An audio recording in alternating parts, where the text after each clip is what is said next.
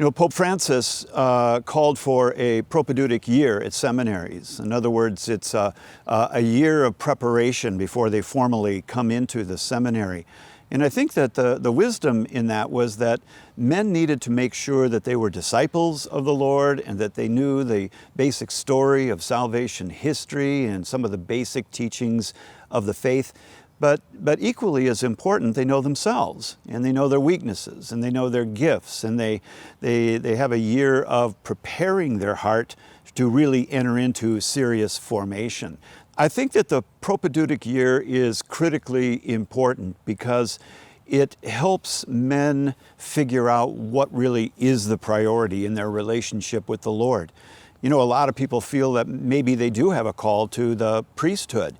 And so they sign up for the seminary and they're okayed and they jump in.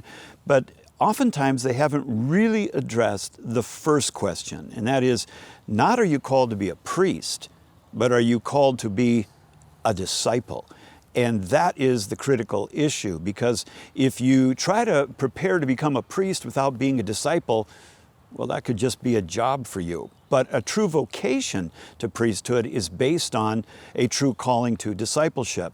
And by the way, that's something for all of us. I'm married, but I'm called to be a disciple, and out of my relationship with Christ as a disciple, I am a husband and I'm a father. And every priest that is ordained should be able to look back and say, I was first a disciple, and out of that discipleship relationship, I said yes to the calling of God to become a priest in the Catholic Church.